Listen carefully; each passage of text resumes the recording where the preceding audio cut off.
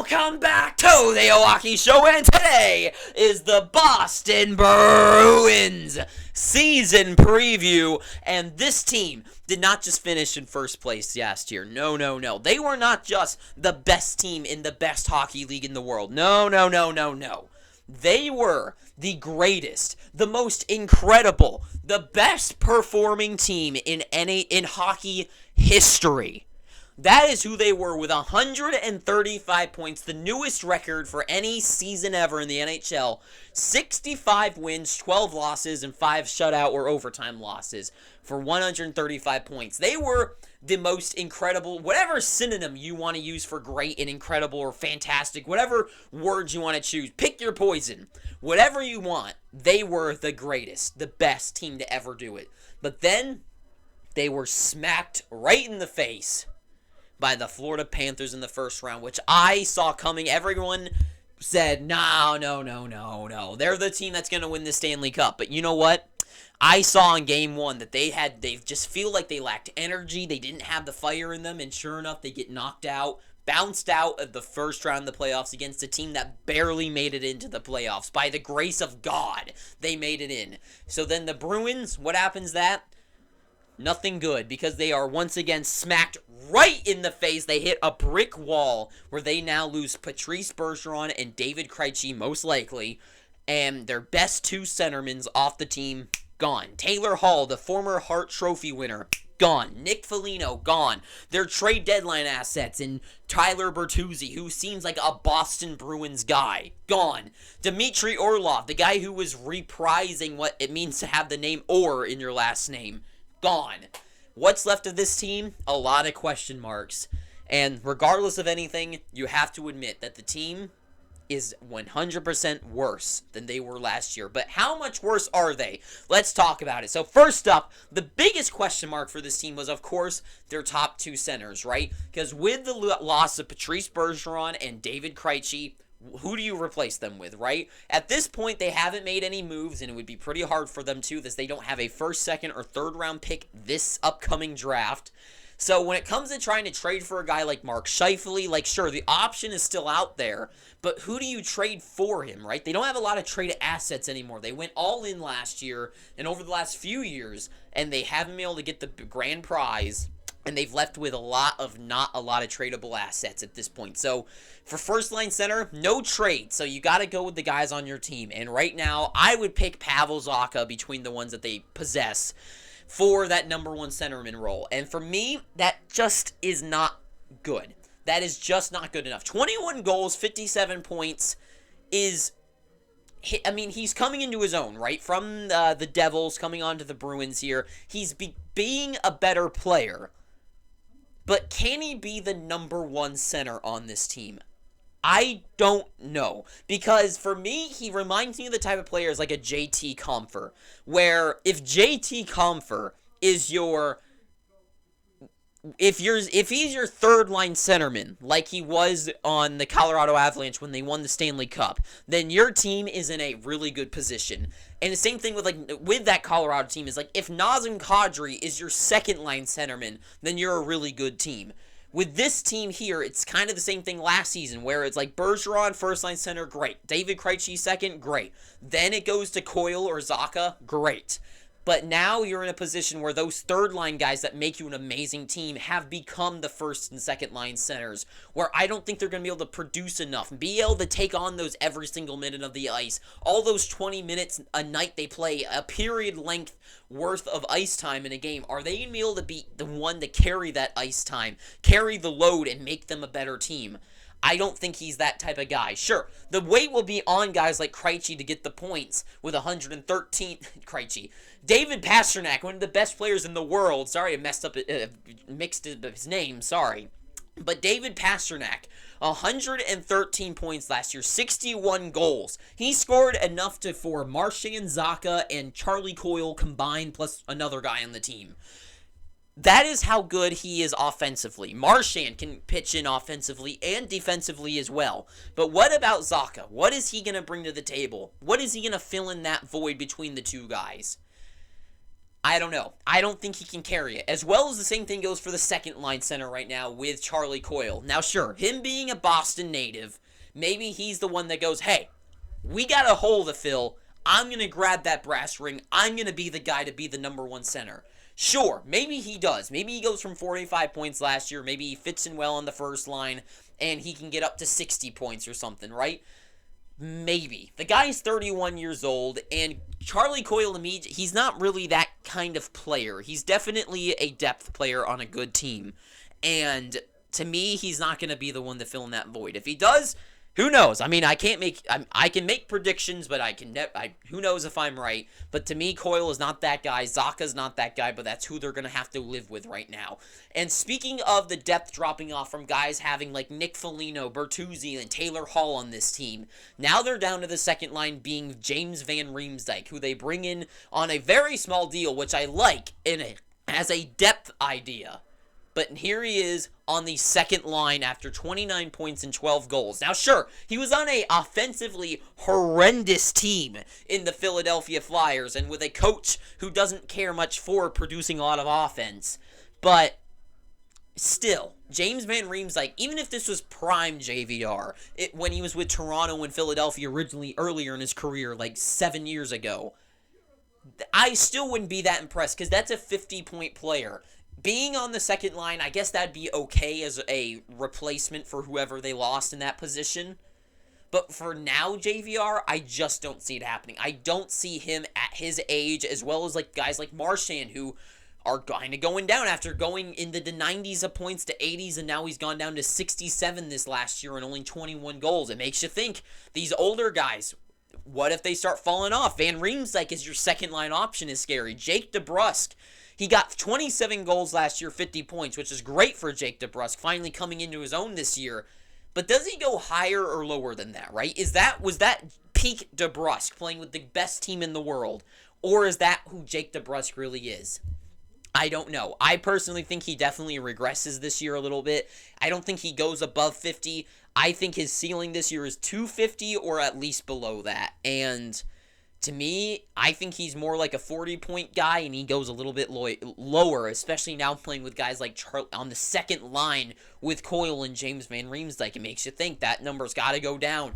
Then you start getting to the real depth of this team. Milan Lucic, they bring him back onto this team, and I just think that's fine. I think no matter where this team was this year, even if they got to keep Krejci and Bergeron, I think bringing back Milan Lucic was a great idea, regardless of anything, to finish out his career. So for him, I'm not against it. I think it's the fine thing to do.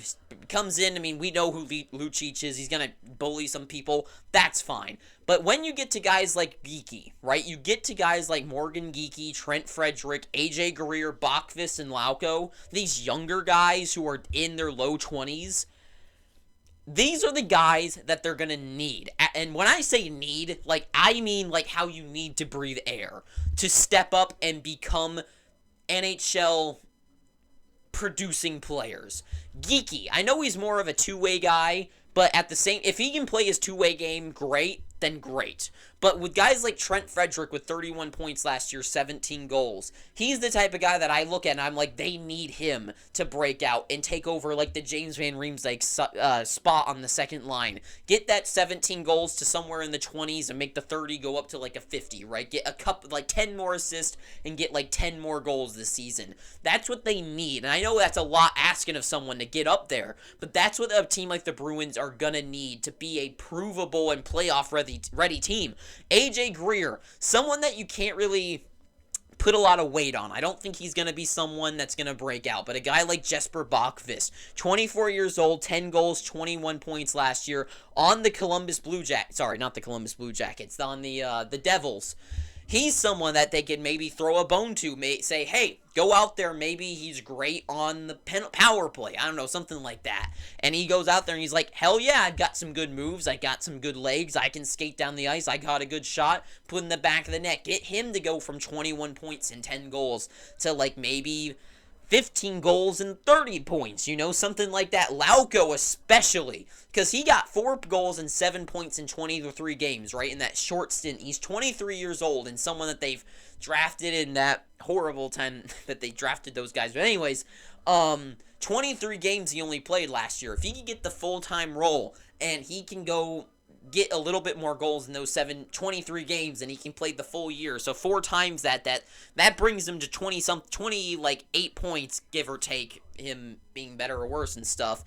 He can produce on top of that, right? And that's what the Bruins offensively are going to need, is these depth guys to show up and get a few more points, put the puck in the back of the net a couple more times than they did last year. Because the top end of things, sure, Pasternak's great, but after that, Marchand, is he still able to carry the load? I don't know. For his type of role player where he's gritty and mean and he's in the people's faces and stuff, is that time coming to an end? He's 35 years old, he's coming towards the end of his career, and numbers are already showing somewhat a sign of dropping off, right?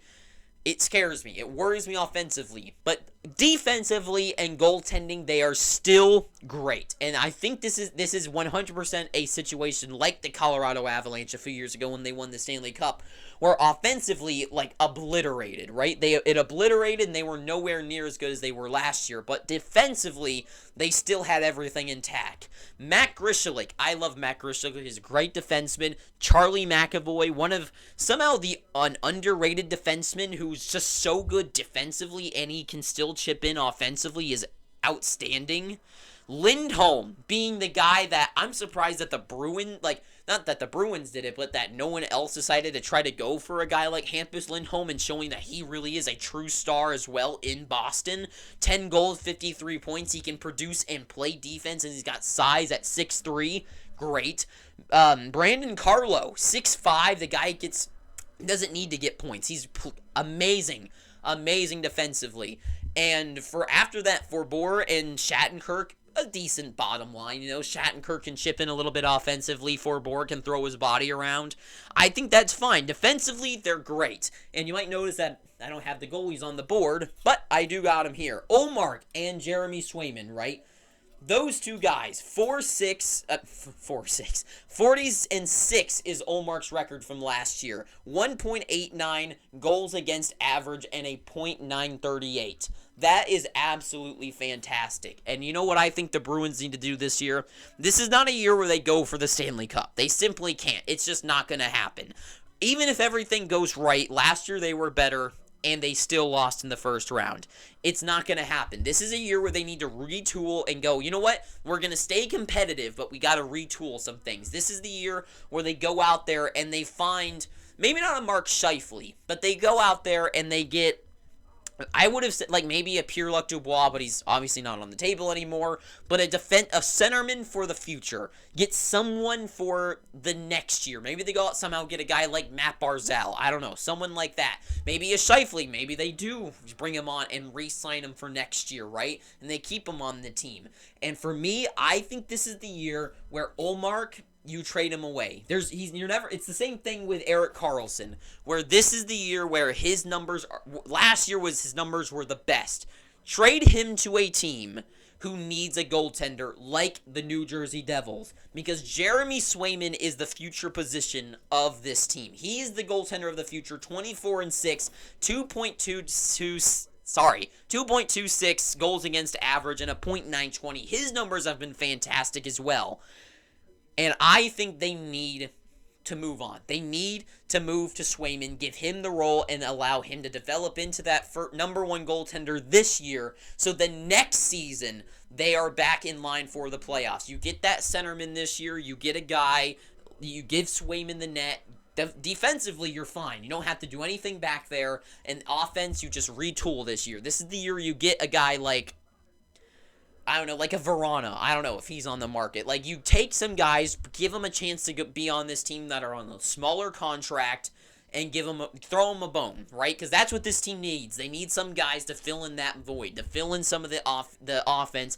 Allow guys like Lauko, Trent Frederick, Bachfist, Geeky to be those players. They have that full-time NHL season this year, and give them more of a load to work with. And then next season, when they are together and they've proven themselves, you go in better with a number one centerman, and you trade away Ullmark. Because a team if you could trade Ullmark to a team like the Devils, let's say, just randomly, or maybe a team like the Buffalo Sabres, who need a goalie too, or the LA Kings, you could get back a guy. Maybe with the LA Kings, you trade him away and they need a goalie, you get him. Maybe you get a guy like Quinton Byfield. And Byfield is that replacement two-way centerman like Bergeron was. And you give him a chance to be that number one guy on a team. And sure, I know you're probably thinking like, well, what the hell are you thinking with Byfield? I know. I wouldn't take that risk either, but I'm just throwing out the idea. Like, go to a team that needs a goalie, and you pick up someone for the ages. You pick up the guy to fill in that void that you need, right? And that's what I think they need. Are they a playoff team? I think, I don't know. I mean, I know it's crazy to think like they might not be, but seriously, look at this team. Marchand could easily start falling off. James Van Riemsdyk on the second line is not good. Geeky, Lucic, Frederick, Lauko, Bachfist, and Greer. I don't like that. I really don't like that. Defensively, I think they're great. Goaltending-wise, they're great, regardless if it's Swayman or Ullmark. So for me, are they a playoff team? I think they are competing for the playoffs. I 100% think they're in the race for them. But are they as good as the Maple Leafs? No. Are they as good as Tampa Bay? No. Are they as good as... I mean, I don't know. I don't know. I'm questioning, like, the Buffalo Sabres? I don't know. I honestly don't know. And for me, they're competing for a playoff spot, and even if they get in, I think this is, once again, a team that has bounced out of the first round, even if they get in. So for me, this is a year where you go into it, and you pick up a guy like, maybe like a guy like Scheifele, and you can keep him on the team, hopefully re-sign him to a contract, or maybe you trade a guy like Ullmark away and try to bring back that centerman for the future who isn't proven yet or something. I don't know, something like that. But for me, it's a team that I think might do worse than people even realize. I know people think that they're going to be worse than they are because they're 100% going to be. But I think people might not realize just how bad they really are. But that's all I got to say. So thank you for watching this. If you've made it this far, please, I'm begging you, pick up your free subscription. And until next time, too sweet, have an amazing day. And ta-ta for now.